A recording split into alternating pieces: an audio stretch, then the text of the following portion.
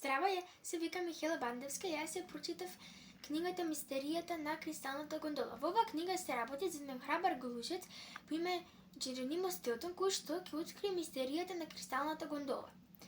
Главни ликови или јунаци во оваа книга се Джеронимо Стилтон, неговиот братовче Трапола, неговата пријателка Пети, внуката на неговата пријателка Пандора, како и неговата сестра Теа.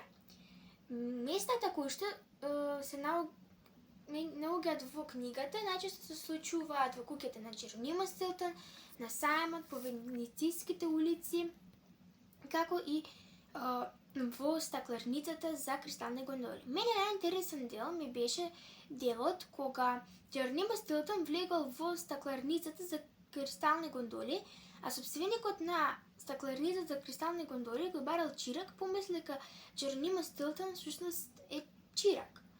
Джеронимо Стилтон го погледнал низлогот каде што пишувал на едно ливче се бара чирак, кој е многу работи, малку е платен и никогаш не се жали. На Джеронимо Стилтон тоа му изгледало како добра идеја, па затоа ја прифатил работата.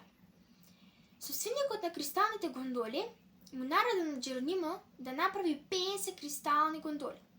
Джеронимо Стилтон нема повим како тие да ги направи, од први му изгледало лесно пред да почне. Мислел дека само треба го стопи стаклот и да го обликува нешто што личи на кристална гондола. Но всушност кога почнал со работата, тоа воопшто не било лесно.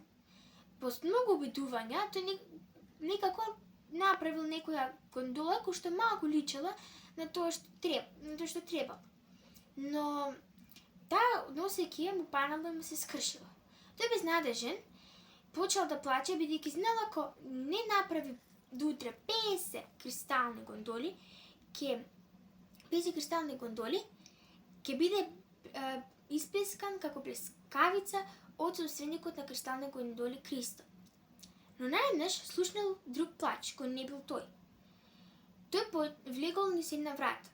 Почнал да се качува со една светилка, почнал да се качува по скалите. Се било темно. Потоа видел уште една врата. Кога ја отворил таа врата, имало нешто бело. Ако сакате да ја прочитате, ако сакате го знаете крајот на книгата, тогаш прочитајте ја книгата Мистеријата на кристалната гондола од Джеронимо Стилтон.